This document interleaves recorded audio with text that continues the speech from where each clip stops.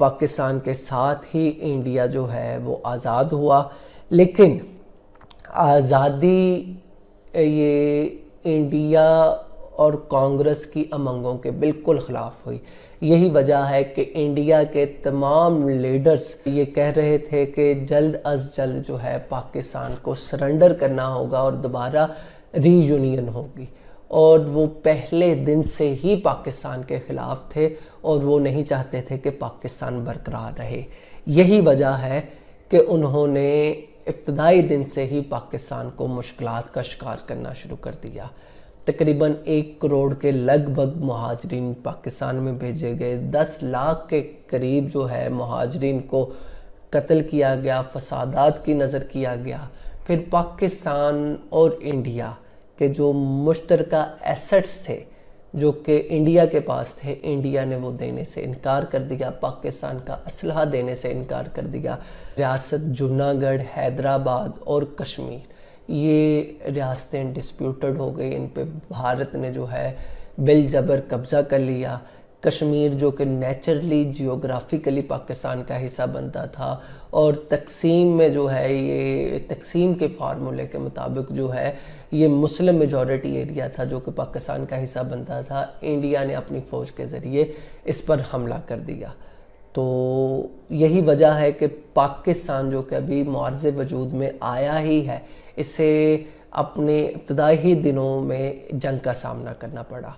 कायदे आज़म मोहम्मद अली जिन्ना, जिन्होंने कश्मीर को पाकिस्तान की शहर करार दिया, उस वक्त के पाकिस्तान के जनरल ग्रेसी को हुक्म दिया कि वो इंडिया में जो है कश्मीर में इंडिया के ख़िलाफ़ लड़े, लेकिन उसने लड़ने से इनकार कर दिया। यही वजह है कि कबायली पख्तून इलाकों के लोगों ने जो है अपनी मदद आपके तहत जो है डोगरा सरकार और इंडियन फ़ौज के ख़िलाफ़ लड़ी, और जो है अब तक का जो कश्मीर पाकिस्तान में है ये और गिलगित बल्तिस्तान के इलाकों को जो है आज़ाद करवाया। जब इंडिया ने देखा कि बाकी मानदा कश्मीर भी उनके हाथ से छूट जाएगा, तो उन्होंने यूएनओ में जो है जो सीज़ फायर के लिए जो है एप्लीकेशन दे दी। सिक्योरिटी काउंसिल में इंडिया ने 21 अप्रैल 1948 राय शुमारी के लिए कहा, और सिक्योरिटी काउंसिल ने जो है ये डेट दी कि इसमें दोनों ममालिक में जो है दोनों ममालिक अपनी अफवाज को पीछे ले जाके जो है कश्मीर में राय शुमारी प्लेबिसाइट करवाए, और यहाँ के लोग फैसला करेंगे कि वो पाकिस्तान के साथ रहना चाहते हैं या हिंदुस्तान के साथ। लेकिन हिंदुस्तान अपने वादे से मुकर गया और उसने आज तक कश्मीर में प्लेबिसाइट नहीं होने दी। ये पाकिस्तान की इब्तदा में ही एक रेला जो है सामने आया। फिर उसके बाद जो है वाटर इशू उठा, इंडिया जिसने कश्मीर पे कब्ज़ा कर लिया, और फ़िरोज़पुर हेड जो है जो कि पाकिस्तान के हिस्से में आता था, फ़िरोज़पुर का इलाका रेड क्लिफ अवार्ड की जो नाइंसाफ़ी की वजह से इंडिया में चला गया, तो इंडिया ने जो है पाकिस्तान के पानियों पे भी कब्ज़ा करके पानियों को जो रोक लिया, तो ये भी पाकिस्तान के लिए एक सर्वाइवल थ्रेट बना। तो ये इंडिया के साथ जो ताल्लुकात थे, और यही एक वो इंडियन फियर फैक्टर था कि इंडिया जो पाकिस्तान के वजूद को बर्दाश्त नहीं कर रहा था, पाकिस्तान की फॉरेन पॉलिसी को इसने एक्टिवेट किया। यही वजह है कि अब जितने भी ममालिक के साथ पाकिस्तान के जो ताल्लुकात होंगे, उनकी एक बड़ी वजह जो है वो इंडियन फियर फैक्टर है। फिर अफ़गानिस्तान जो कि पाकिस्तान का मगरबी हमसाया मुल्क था, उसने ना सिर्फ यूएनओ में पाकिस्तान को तस्लीम करने से इनकार कर दिया, बल्कि पाकिस्तान का एक बड़ा इलाका उस पर जो है क्लेम करना शुरू कर दिया। और ड्यूरन लाइन जो कि 1891 में जो है बरतानिया और अफ़गानिस्तान में जो एक बाउंड्री लाइन मुकर्रर की गई थी, उसे भी तस्लीम करने से इनकार कर दिया। लिहाजा अगर देखा जाए मगरिब और मशरिक में जो है दो दुश्मन पाकिस्तान के आ गए, तो ये पाकिस्तान बिल्कुल एक सैंडविच बन के इन दोनों के दरमियान रह गया। और मज़े की बात, इन दोनों ने आपस में एक दूसरे के साथ इल्हाक भी कर लिया और पाकिस्तान की सर्वाइवल के लिए बड़ा ख़तरा बन गए।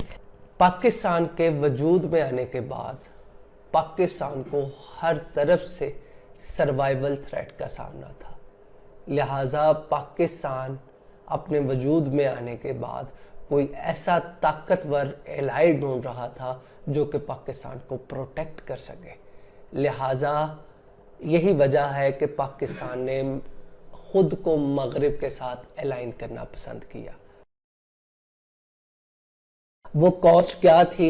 नंबर 1 जो है पाकिस्तान के इंडिपेंडेंट फॉरेन पॉलिसी जो है कॉम्प्रोमाइज हो गई। ये सबसे अहम कि अब आपने, ज़ाहिर बात है, फॉरेन पॉलिसी में जो कुछ भी करना है वो यूएस और जो है वेस्ट की मर्जी के बगैर नहीं कर सकते। तो पाकिस्तान की जो है फॉरेन पॉलिसी जो है कॉम्प्रोमाइज हो गई।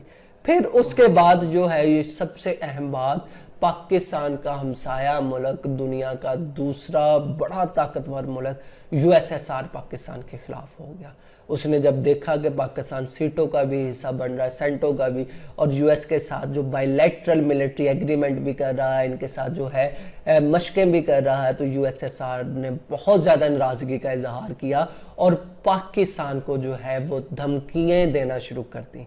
और फिर इसके साथ साथ जो है यूएसएसआर ने जो है इंडिया का जो है क्लेम कश्मीर पे जो है उसे भी तस्लीम करना शुरू कर दिया और कहना शुरू कर दिया कि कश्मीर जो है इंडिया का पार्ट एंड पार्सल है। और फिर अफगानिस्तान का ड्यूरल लाइन का क्लेम जो है उसे भी इंडोर्स करना शुरू कर दिया और पाकिस्तान को हर लिहाज से प्रेशराइज करना शुरू कर दिया। फिर कॉस्ट ऑफ अलाइनमेंट यहीं पे नहीं रुकी, बल्कि जो है मुस्लिम ममालिक जो कि पाकिस्तान के करीब थे वो भी पाकिस्तान से दूर होना शुरू हो गए। वो तमाम मुस्लिम ममालिक जो कि कम्युनिस्ट आइडियालॉजी के करीब थे, यूएसएसआर के करीब थे, वो पाकिस्तान के अगेंस्ट होना शुरू हो गए। मिडल ईस्टर्न कंट्रीज़ वो पाकिस्तान के ख़िलाफ़ हो गई और फिर उसके बाद जो है इजिप्ट पाकिस्तान के ख़िलाफ़ हो गया। और इवन स्वीज़ कनाल का जो 1956 में इशू उठा था, पाकिस्तान उससे भी जो है विजडम के साथ टैकल नहीं कर सका, उसमें भी इजिप्ट जो है वो पाकिस्तान के खिलाफ हो गए। तो ये मसला बना और फिर जो है इसके बाद जो है जो कॉस्ट अदा करना पड़ी वो ये कि नॉन अलाइन मूवमेंट जिसके बनने के लिए 1955 में बैंडोइंग कॉन्फ्रेंस जो हुई थी, पाकिस्तान ने बहुत ही अहम रोल अदा किया था, बहुत मुतहरक रोल अदा किया था, उससे पाकिस्तान का इखराज हो गया। 1961 में जब वो बनी तो पाकिस्तान को उसका मेंबर ही नहीं बनाया गया। क्यों नहीं बनाया गया? क्योंकि पाकिस्तान जो है ये नॉन अलाइन मूवमेंट, ये वो मूवमेंट थे जो ना ही कम्युनिस्ट ब्लॉक की तरफ थी और ना ही कैपिटलिस्ट ब्लॉक की तरफ, जबकि पाकिस्तान तो जो है कैपिटलिस्ट ब्लॉक का बाकायदा हिस्सा बन चुका था, लिहाजा नैम का भी पाकिस्तान मेंबर ना बन सका। फिर उसके बाद जो है सबसे अहम बात, जो पाकिस्तान ने ये तमाम काम जो है इसलिए किए थे ताकि इंडिया के खिलाफ जो है पाकिस्तान को जो इत्तेहादी चाहिए थे वो मिले। लेकिन आप देखते हैं कि यूएस म्यूचुअल डिफेंस एग्रीमेंट्स में भी और सीटों और सेंटों में भी ये बात वाज़ेह तौर पर लिखी हुई थी कि भाई ये सिर्फ और सिर्फ असिस्टेंस जो है ये कम्युनिस्ट यूएसएसआर के खिलाफ जो है दी जा रही है और कंट्रीज़ के खिलाफ जो है आप इसे इस्तेमाल नहीं कर सकते। तो वो जो बुनियादी जो ग्राउंड थी इंडिया के खिलाफ जो है कि उसके खिलाफ असिस्टेंस मिले तो वो भी नहीं हमें मिल सकी। लिहाजा यही वजह है जैसे ही 1965 में जो पाकिस्तान की वॉर इंडिया के साथ हुई तो ना ही यूएस पाकिस्तान की मदद के लिए आया, ना ही सीटों और सेंटों के जो है मेंबरान पाकिस्तान की मदद के लिए। अब वो कौन सी वजूहात थी जिनकी वजह से पाकिस्तान ने नॉन अलाइनमेंट और रीथिंकिंग की पॉलिसी अपनाई? तो 3 बड़ी वजूहात हैं। उनमें पहली वजह, यूएस ने पाकिस्तान में पेशावर के करीब बुडबीर के मुकाम पर जो खुफिया अड्डे बनाए थे वहां से एक त्यारा U-2 उड़कर यूएसएसआर की जासूसी करता था। तो यूएसएसआर ने वो त्यारा न सिर्फ गिरा दिया बल्कि पाकिस्तान को संगीन नताइज की धमकी दी और कहा कि पाकिस्तान ये अड्डा ख़त्म करे। तो पाकिस्तान जो कि इस धमकी की वजह से पाकिस्तान ने अपने आप को इनसिक्योर फील किया और पाकिस्तान को लगा अगर यूएसएसआर ने पाकिस्तान पर अटैक कर दिया तो पाकिस्तान मुश्किल में पड़ जाएगा। यही वजह है कि पाकिस्तान को जो है यूएस का अड्डा यहाँ से ख़त्म करना पड़ा। दूसरे नंबर पर ICBM यानी इंटर कॉन्टिनेंटल बैलिस्टिक मिसाइल की तैयारी। इन मिसाइल्स की आमद की वजह से पाकिस्तान की वो इलाकाई अहमियत जो कि यूएस की नज़र में थी वो ख़त्म हो गई। और फिर अहम वजह बनी वो साइनो इंडियन वॉर थी जो कि 1962 में हुई, और इस वॉर में तमाम वेस्ट ने इंडिया की खुलकर हमायत की। हालांकि वेस्ट जो है पाकिस्तान का इलाका था और वेस्ट की इंडिया पे इतनी मेहरबानी है जो है वो पाकिस्तान को जो है भली ना लगी, और इस वजह से जो है पाकिस्तान के फॉरेन पॉलिसी मेकर्स ने जो है रीथिंक करना शुरू किया। सेल्फ डिपेंडेंसी का एरा है जिसमें पाकिस्तान ने जो है अपनी फॉरेन पॉलिसी में जो है खुद एनहिसारी के एक दौर का आगाज किया, जिसमें पाकिस्तान ने न सिर्फ चीन और यूएसएसआर के साथ ताल्लुकात अपने बेहतर किए बल्कि अमेरिका के साथ भी किए हुए मुआहदे जो है कायम रखे, और खुद को न्यूट्रल रखने के लिए फर्दर कोई एग्रीमेंट्स वर्ल्ड पावर का उसमें शामिल ना हुआ। जैसा कि यूएसएसआर ने Asian collective security system develop किया, पाकिस्तान उसका हिस्सा नहीं बना। उस वक्त का अगर हम आलमी मंजरनामा देखें तो दुनिया थर्ड वर्ल्ड वॉर के खौफ में मुब्तला थी, क्योंकि 1963 में क्यूबन मिसाइल क्राइसिस हुआ जिसमें दुनिया थर्ड वर्ल्ड वॉर के करीब थी, लेकिन बेहतरीन डायलॉग्स और हॉट लाइन के जो है डेवलप होने की वजह से दुनिया थर्ड वर्ल्ड वॉर से बची। फिर आलमी मंजरनामे में अगर देखें अरब इसराइल वॉर 1965 में वो हुई, वो बहुत अहम है। इलाकाई मंजरनामे में चाइना और इंडिया की वॉर जो है वो बहुत अहमियत की हामिल है। अब हम देखते हैं पाकिस्तान और इंडिया के रिलेशंस इस दौर में कैसे थे। बरतानिया और अमेरिका की मदद से 1962 और 1963 में पाकिस्तान और इंडिया के दरमियान 3 डायलॉग्स के दौर हुए।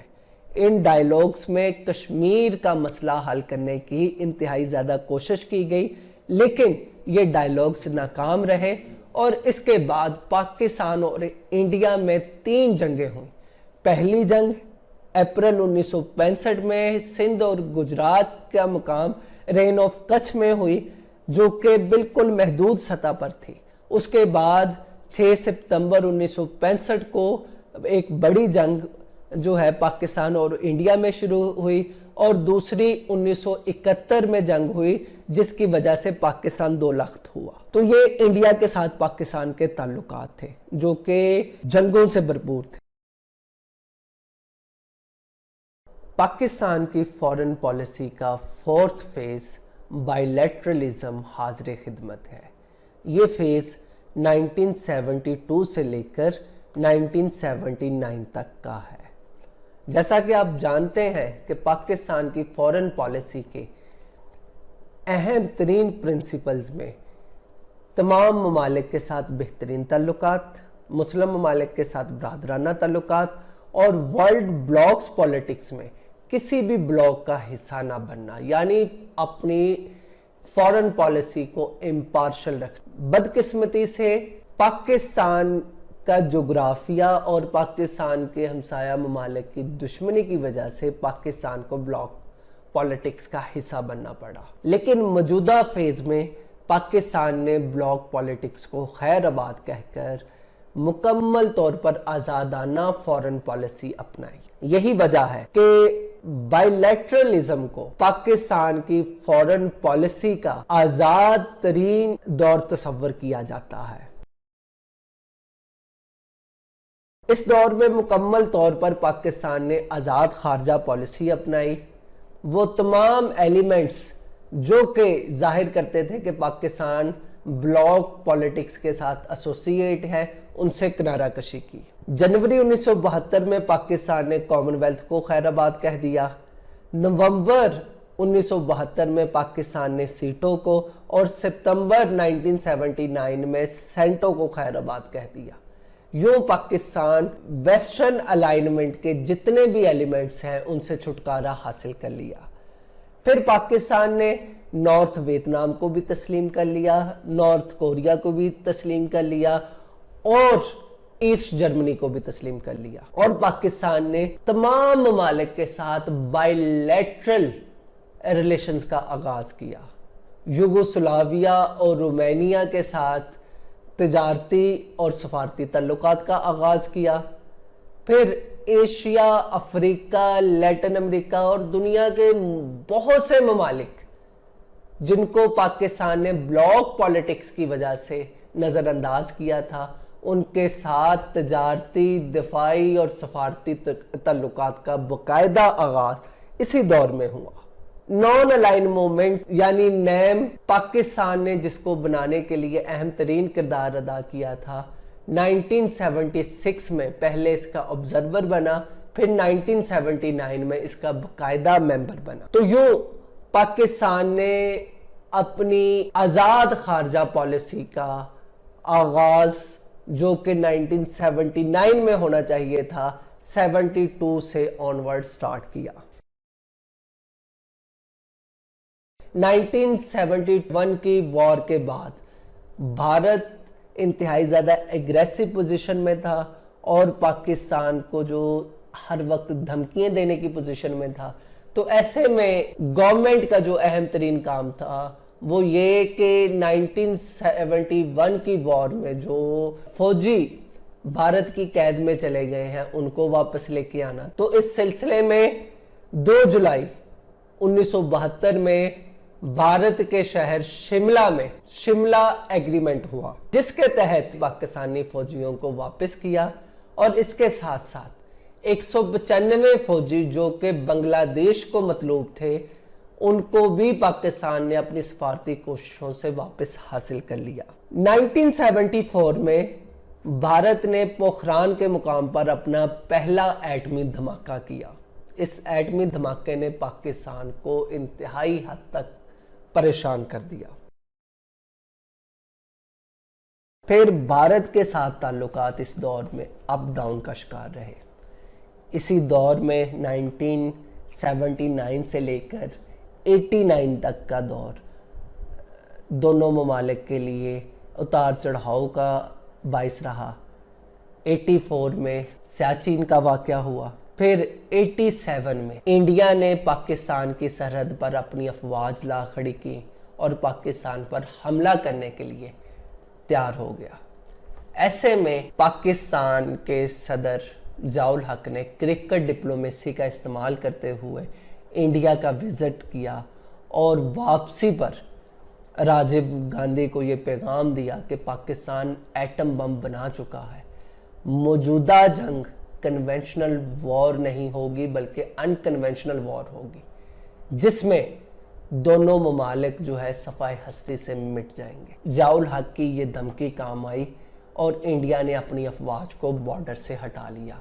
और फिर राजीव गांधी ने सार्क कॉन्फ्रेंस के लिए 1988 में पाकिस्तान का विज़िट किया, फिर 1989 में किया विज़िट, और यूं दोनों ममालिक के ताल्लुकात कुछ देर के लिए नॉर्मल हुए। पोस्ट कोल्ड वॉर इरा पाकिस्तान की फॉरेन पॉलिसी का 6th फेज है। ये फेज मुश्किलात से भरपूर है।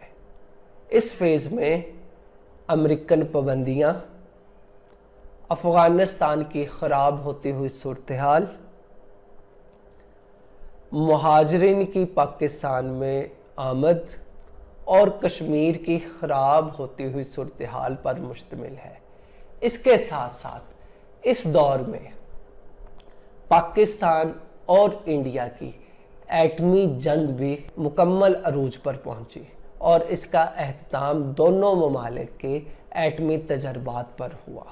आइए हम तफसीलन देखते हैं कि इस दौर में क्या क्या डेवलपमेंट हुई। तीसरा अहम मसला जिसका पाकिस्तान को सामना करना पड़ा वो कश्मीर इशू था। 1989 में कश्मीर में इंतखाबात हुए जिसमें भारत ने इंतहाई बड़े पैमाने पर धांधली की। इस धांधली की वजह से कश्मीर के जमहूरियत पसंद ग्रुपों ने भारत के खिलाफ असला उठा लिया और यूं कश्मीर में इंसर्जेंसीज का आगाज हुआ। इसी तरह वो तमाम मुजाहिदीन जो सोवियत यूनियन के खिलाफ अफगानिस्तान में लड़े, वो भी कश्मीर में आ गए और इंडिया के खिलाफ उन्होंने लड़ने का आगाज किया। यूं इंडिया ने तमाम दुनिया में ये दुहाई देना शुरू कर दी कि पाकिस्तान इंडियन कश्मीर में दहशतगर्दों को भेज रहा है। इस तरह पाकिस्तान को काफ़ी हद तक डिफेंसिव पोजीशन में भी जाना पड़ा, लेकिन इंडिया की गलतियों की वजह से कश्मीर का मसला ख़राब से ख़राब तर होता गया। दोनों ममालिक में डायलॉग्स के दौर भी शुरू हुए, लेकिन कश्मीर का कोई हल बरामद ना हो सका। 1999 में अटल बिहारी वाजपेयी ने पाकिस्तान का दौरा किया और उसमें कश्मीर रेजोल्यूशन से मुतल्लिका एक फार्मूला पेश किया, लेकिन मार्शल लॉ की वजह से और कारगिल वॉर की वजह से इस पर भी अमल दरामद ना हो सका। ये तो थे पाकिस्तान के मसाइल, लेकिन इस फेज में एक इससे भी बड़ा मसला था, वो इंडिया के एटमी हमले की धमकियां थी। इंडिया ने 11 और 13 मई 1998 को 5 एटमी धमाके किए और पाकिस्तान की सरहदों पर अपनी फौज लगा दी और पाकिस्तान को मुसलसल धमकियां देना शुरू कर दी। ऐसे में पाकिस्तान जो कि एटमी धमाके करके ही इंडिया को जवाब दे सकता था, लेकिन इंटरनेशनल कम्युनिटीज़ का प्रेशर, अमेरिका और वेस्टर्न ममालिक के प्रेशर ने पाकिस्तान को ऐसा करने ना दिया। हो सकता है कि पाकिस्तान एटमी धमाके ना करता अगर अमेरिका और इंटरनेशनल कम्युनिटीज़ इंडिया पर पाबंदियां लगा देती, लेकिन सिर्फ ऐलान करके ही अमेरिका और वेस्टर्न ममालिक ने इंडिया का साथ देना शुरू कर दिया। तो ऐसे में नागुज़ीर था कि पाकिस्तान एटमी धमाके करता। लिहाजा 28 मई 1998 को पाकिस्तान ने 5 एटमी धमाके किए और 30 मई को छठा एटमी धमाका करके इंडिया को भरपूर जवाब दिया। वो जंग जो इंडिया के एटमी धमाकों की वजह से बिल्कुल सर पर थी, टल गई, लेकिन इसकी वजह से पाकिस्तान को दुनिया भर में मुआशी और दफाई पाबंदियों का सामना करना पड़ा। तो ये था पाकिस्तान की फॉरेन पॉलिसी का 6th फेज, जिसमें पाकिस्तान को इंतहाई ज्यादा मुश्किलात का सामना करना पड़ा। दोस्तों, वो लोग जिन्होंने पहली बार मेरा चैनल विजिट किया है उनको मैं बताता जाऊं, इस चैनल पे आपको CSS, PMS, UPSC और दीगर कॉम्पिटिटिव इम्तिहानात की तैयारी के लिए तमाम इम्पोर्टेंट लेक्चर्स दस्तयाब हैं। इसके साथ साथ political science, international relations, world constitutions, world history, Indo पाक हिस्ट्री और करंट अफेयर से मुतल्लिका लेक्चर्स भी अवेलेबल हैं। आप और आपके दोस्त इस चैनल से फ़ायदा उठा सकते हैं और किसी भी तरह की रहनुमाई के लिए हमारी खिदमात हासिल कर सकते हैं।